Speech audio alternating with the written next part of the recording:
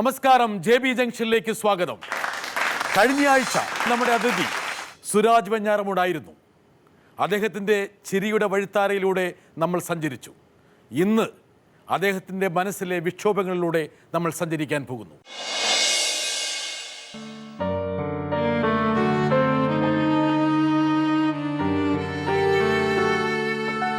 ഈ ഓർമ്മകളെല്ലാം ഒരുപക്ഷെ അമ്മയുടെ വാക്കുകൾ പ്രതിഫലിക്കുന്നു. തീർച്ചയായിട്ടും അമ്മ ഒരുപാട് സ്നേഹം തന്നിരുന്നു.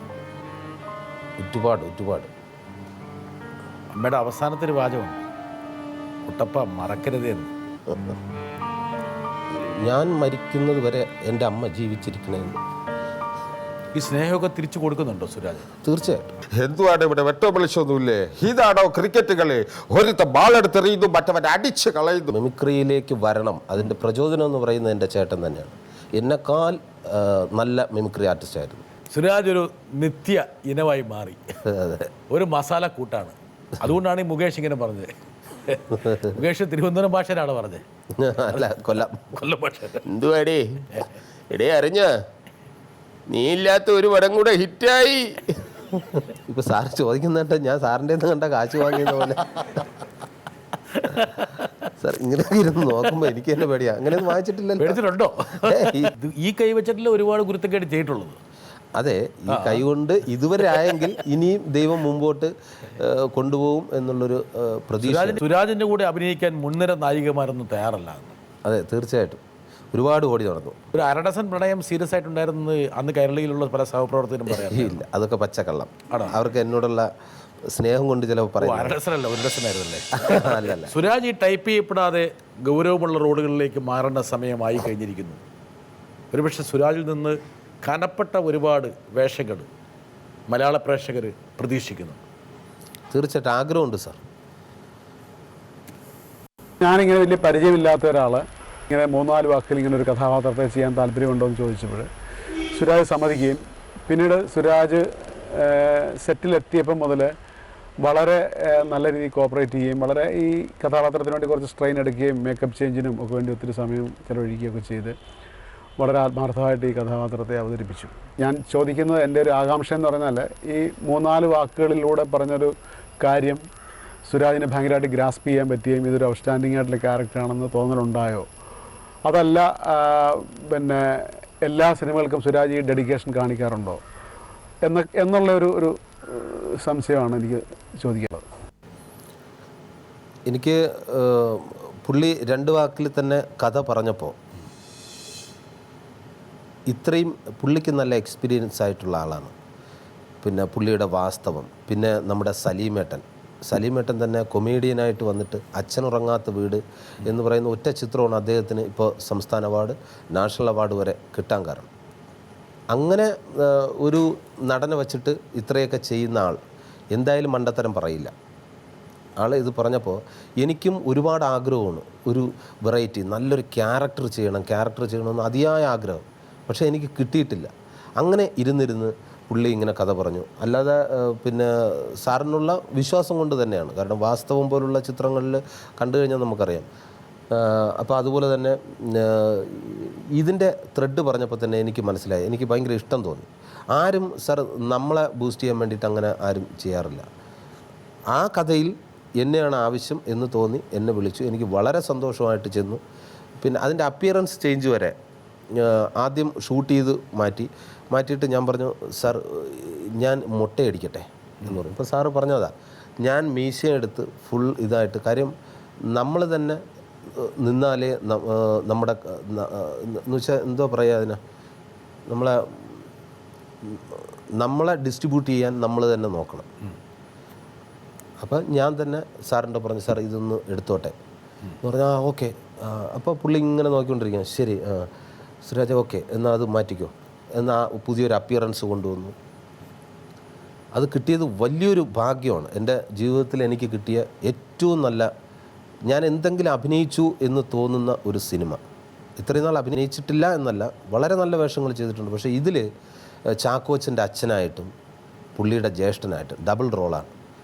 അപ്പോൾ അതിന് പുള്ളി എനിക്ക് ഓരോ സീനാകുമ്പോൾ പറഞ്ഞു തരും, ഇങ്ങനെയാണ് ഈ ക്യാരക്ടർ മൊത്തത്തിൽ ഇതാണ്, ഇനി കഥ ഫുള്ള് പറഞ്ഞു തന്നു, ഇതിങ്ങനെ മാറും, കാലഘട്ടത്തിനനുസരിച്ചിട്ട് മാറും, പഴയ കാലഘട്ടമാണ്, അപ്പോൾ അതിൻ്റെ ബോഡി ലാംഗ്വേജ് അതെല്ലാം ഞാൻ തന്നെ ചെയ്ത് കാണിച്ചു. സാർ ഈ ബോഡി ലാംഗ്വേജ് മതി, കറക്റ്റാണ് സുരാജ് എന്ന് പറഞ്ഞു. അപ്പോൾ അങ്ങനെ ഒരു സുരാജിന് വൈവിധ്യമുള്ള റോളുകൾ എടുക്കേണ്ട സമയമായിരിക്കുന്നു. പക്ഷേ സുരാജിന് ഇപ്പം തിരിച്ചറിവുണ്ടായി, ഇനി നമ്മളിങ്ങനെ സെലക്റ്റീവ് അല്ലാതെ പോകരുത്, കുറച്ചും കൂടി സെലക്ട് ചെയ്തിട്ട് പോകണം. തീർച്ചയായിട്ടും ഇപ്പോൾ എനിക്ക് ഒരുപാട് ആഗ്രഹമുണ്ട് സാർ, നല്ല വേഷങ്ങൾ, ഒരു സ്റ്റൈലിഷ് ആയിട്ടുള്ള. സുരാജ് വേറൊരു വേഷത്തിൽ കാണണമെന്ന് സുരാജിനെ ആഗ്രഹിക്കുന്നൊരു സുഹൃത്തുണ്ട്, പഴയ സുഹൃത്ത് തന്നെയാണ്. ഈ കോമഡി ട്രാക്ക് പിടിച്ചു പോകുന്ന ആൾക്കാരിലും കാണാറുള്ളൊരു കാര്യം, അവരവരുടെ ഒരു നിലപാട് തറയിൽ നിന്ന് മാറി സഞ്ചരിക്കാൻ ഇഷ്ടപ്പെടാത്ത ആൾക്കാരാണ്. അത് ചെയ്താൽ ഏക്കോ വർക്കൗട്ടാവോ, അല്ലെങ്കിൽ ഇന്ന് ചെയ്തുകൊണ്ടിരിക്കുന്ന കാര്യങ്ങളിൽ നിന്ന് മാറിപ്പോയാൽ ഭദ്രമായിരിക്കുന്ന ഇന്നത്തെ നില മാറുമെന്നൊക്കെയുള്ള ഭയമുള്ളവരെയാണ് ഞാൻ കണ്ടിട്ടുള്ളത്. സുരാജ് അവിടെ വ്യത്യസ്തനാകുന്നു. സുരാജിന് ഇത് മൊത്തമായി മാറി വേറൊരു ഭൂമികയിൽ നിന്നുകൊണ്ട് സിനിമ ചെയ്യണം, ഒരു ലാവണത്തിൽ നിന്നുകൊണ്ട് സിനിമ ചെയ്യണമെന്ന് ആഗ്രഹമുണ്ട്. ഇപ്പോൾ അവൻ എന്നോട് പറഞ്ഞു എനിക്കൊരു വില്ലൻ ചെയ്യണമെന്ന് ആഗ്രഹമുണ്ട്. ഇതിനൊരു ട്രാൻസിഷൻ പോയിന്റ് എവിടെയായിരുന്നു? ട്രാൻസിഷൻ പോയിന്റ് ആവശ്യത്തിനൊക്കെ ഉള്ള പൈസയൊക്കെ ഉണ്ടാക്കി സൗകര്യങ്ങളൊക്കെ ആയി, ഇനിയിപ്പം വലിയ കുഴപ്പമൊന്നുമില്ല. അല്ല സാർ, അത് അല്ല, ഒരു ശരിയല്ലേ, ഒരു പരിധി വരെ അത് ശരിയാണ്. സാമ്പത്തിക ഭദ്രത നേടി. അല്ല, സാമ്പത്തിക ഭദ്രത പൂർണ്ണമായിട്ട് നേടിയെന്ന് പറയാൻ പറ്റില്ല, പക്ഷേ എന്നാലും ഞാൻ ഇതുകൊണ്ട് സന്തോഷവാനാണ്. ഇപ്പം പറഞ്ഞ പ്രൊഡ്യൂസർമാർക്കുള്ളൊരു മുന്നറിയിപ്പാണോ? ഏതാ? സാമ്പത്തിക ഭദ്രത വേണ്ട രീതിയിൽ നേടിയിട്ടില്ല, അതുകൊണ്ട് ചെക്കൊന്നും മടങ്ങിയേക്കരുത്, കൃത്യമായിട്ട് അല്ല സാർ, സാമ്പത്തിക എനിക്ക് ഉള്ളത് കൊണ്ട് ഓണം പോലെ ജീവിക്കുന്ന ഒരാളാണ് ഞാൻ. എനിക്ക് പിന്നെ സിനിമയിൽ വന്ന് ഇന്ന വണ്ടിയോട് ക്രൈസോ ഇല്ലെങ്കിൽ ഇതിനോട് അങ്ങനെ ഒരു ക്രൈസും ഇല്ലാത്ത ഒരാളാണ് ഞാൻ. ചിലപ്പോൾ ഒരു ഷട്ടിൽ തന്നെ 2 ദിവസം പോകേണ്ടി വരുന്ന 2 ദിവസം പോകും. അങ്ങനെയുള്ളൊരു സാധാരണ ഒരു രീതിയിൽ ചിന്തിക്കുന്ന, പഴയ സുഹൃത്തുക്കളെയൊന്നും മറന്നിട്ടില്ല, ആരെയും മറന്നിട്ടില്ല. ഇപ്പോൾ അനൂപ് എൻ്റെ സുഹൃത്ത് പറഞ്ഞതുപോലെ തന്നെ അങ്ങനെ മാറി ചിന്തിക്കേണ്ടത്, നമുക്ക് സ്ഥിരമായിട്ട് നമ്മൾ ചെയ്തത് തന്നെ വീണ്ടും വീണ്ടും കിട്ടിക്കൊണ്ടിരിക്കുമ്പോൾ നമുക്കൊന്ന് മാറണം എന്ന് ഒരുപാട് ആഗ്രഹിച്ചിട്ടാണ് ഞാൻ ഓരോ സംവിധായകരെയും ഓരോ റൈറ്റേഴ്സിനെയൊക്കെ വിളിച്ചിട്ട്, സാർ എനിക്ക് നല്ല വേഷം, കാര്യം ഹ്യൂമർ ഇനി എന്നെക്കൊണ്ട് ഹ്യൂമറും ആയിക്കോട്ടെ, അതിൽ നിന്നുകൊണ്ട് എന്ത് വ്യത്യസ്തമായിട്ടുള്ള സാധനം ചെയ്യാം, എന്നെക്കൊണ്ട് കഴിയും എന്നെനിക്കൊരു ആത്മവിശ്വാസമുണ്ട്. അതുകൊണ്ട് എൻ്റെ സുഹൃത്തിനോട് ഞാൻ പറഞ്ഞു, എനിക്കൊരു വില്ലൻ, ഒരു നെഗറ്റീവ് ഷെയ്ഡുള്ള ഒരു ക്യാരക്ടർ ചെയ്താൽ ഭയങ്കര ആഗ്രഹമാണ്, അതിന് സാധിക്കുമെന്ന് ചോദിച്ചു. അപ്പോൾ അനൂപ് തന്നെ എന്നെ വിളിച്ച് തീർച്ചയായിട്ടും അടുത്ത പടത്തിൽ സുരാജിന് വളരെ നല്ലൊരു വേഷം തരാമെന്ന് എന്നോട് വിളിച്ച് പറഞ്ഞു. അതിന് ഒരുപാട് സന്തോഷം. അതിന് അനൂപിനോട് നന്ദിയുണ്ട്. തീർച്ചയായിട്ടും. സുരാജ് എങ്കിലും പക്ഷേ ഈ സ്റ്റേജുകളിലുള്ള സുരാജിൻ്റെ ഈ തിളക്കം, അതിൻ്റെ മാറ്റിന് ഒരു കുറവും വന്നിട്ടില്ല. ഇല്ല, സുരാജിനെ ഇപ്പോഴും ആൾക്കാർ സിനിമയിൽ കാണുന്ന പോലെ സ്റ്റേജിലും കാണാൻ ആഗ്രഹിക്കുന്നുണ്ട്. തീർച്ചയായിട്ടും. സുരാജിൻ്റെ ആ ഷോ, ആ പെർഫോമൻസിൻ്റെ എന്താ പറയുക, അതിൻ്റെ ഒരു വല്ലാത്തൊരു പൊലിപ്പ്.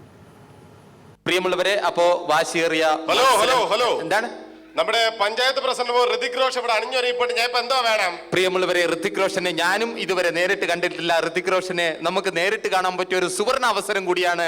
പഞ്ചായത്ത് പ്രസിഡന്റ് മകൻ ഋതിക് റോഷനെ ഞാൻ ഹർഷാരവത്തോടെ ഈ വേദിയിലേക്ക് സഹർഷം സ്വാഗതം ചെയ്യാണ്. വരട്ടെ ഇങ്ങോട്ട് കയറി വന്നിട്ട് ഇന്നിവിടെ പൊളക്കണമെന്ന്. നമുക്കെല്ലാവർക്കും അറിയാം, ഋതിക് റോഷനെ സിനിമകളിൽ മാത്രം ആണ് ഞാൻ കണ്ടു പരിചയപ്പെട്ടിട്ടുള്ളൂ. പക്ഷെ നേരിട്ട് നാത്തിയായിട്ട് വിളിക്കേ.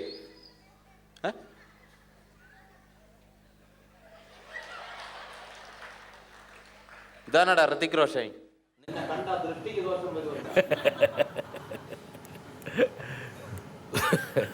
സുരാജിൻ്റെ ആ പെർഫോമൻസ് കാണുമ്പോൾ മുൻനിരയിൽ ഇരിക്കുന്ന ആൾക്കാർ വാവിളിച്ചിരിക്കുകയാണ്. സുരാജിൻ്റെ ഇങ്ങനെയുള്ള പെർഫോമൻസ് കാണാൻ വേണ്ടിയിട്ട് വലിയൊരു ഓഡിയൻസ് ഉണ്ട്, പ്രത്യേകിച്ച് കേരളത്തിന് വെളിയിൽ, ഈ ഗൾഫിലും അമേരിക്കയിലും മറ്റു സ്ഥലങ്ങളിലൊക്കെ സുരാജിന് നല്ല മാർക്കറ്റായി പോയി. കേരളത്തിലും ഞാനിപ്പോൾ പ്രോഗ്രാം ചെയ്യുന്നുണ്ട്.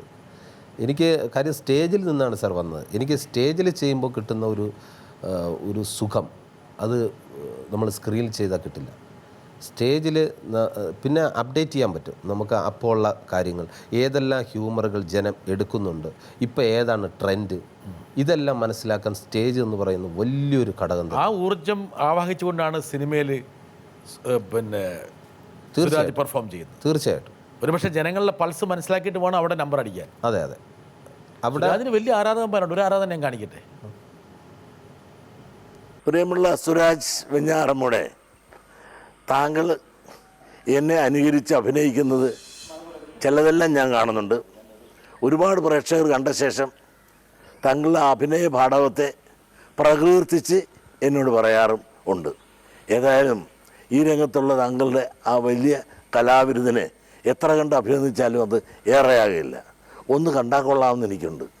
ഈ അവസരത്തിൽ ഒന്നുകൂടെ അഭിനയിച്ച് അല്ലെങ്കിൽ അവതരിപ്പിച്ച് എന്നെ ഒന്ന് കാണിച്ചാൽ ഞാനും കാണാൻ തയ്യാറായി ഇവിടെ ഇരിക്കുകയാണ്. എനിക്ക് ഒരുപാട് വ്യക്തിപരമായിട്ട് ഒരുപാട് ഇഷ്ടമുള്ള ഒരാളാണ്. അപ്പോൾ ഒരു മസ്കറ്റിൽ ഒരു സ്റ്റേജിൽ വെച്ചിട്ട് പുള്ളിയുടെ പ്രസംഗം ലൈവായിട്ട് ആദ്യമായിട്ടാണ് ഞാൻ കാണുന്നത്. അപ്പോൾ അത് കണ്ടതിന് ശേഷം എനിക്ക് അന്ന് വൈകുന്നേരം കൂടിയ ആ യോഗത്തിൽ ഞാൻ പുള്ളിയെ ഇമിറ്റേറ്റ് ചെയ്തു. അപ്പോൾ അദ്ദേഹം കൂടെ പറഞ്ഞ സ്ഥിതിക്ക് ഞാനൊന്ന് ഇമിറ്റേറ്റ് ചെയ്യാം. ഞാൻ കുറച്ച് പൊടുപ്പും തൊങ്ങലൊക്കെ കയറ്റിയിട്ടാണ് അത് പ്രേക്ഷകർക്ക് ഇംപ്രവൈസേഷൻ അത് വേണം.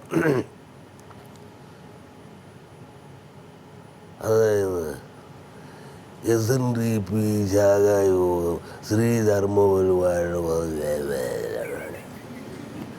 ഇപ്പോൾ ഗുരുദേവൻ പറഞ്ഞിട്ടുണ്ട്, ഒരു ജാതി, ഒരു മതം, ഒരു ദൈവം മനുഷ്യനെന്ന്. അപ്പോൾ ഏതാണ് ആ ജാതി എന്നുള്ള കാര്യം തെളിയിക്കാൻ വേണ്ടിയിട്ട് ഞാനും ചങ്ങനാശ്ശേരി സുകുമാരൻ തിയേറ്ററുമായിട്ട് ഒരു യോഗം കൂടുന്നുണ്ട്. അതിന് ശേഷം നമ്മൾ പ്രഖ്യാപിക്കും അത്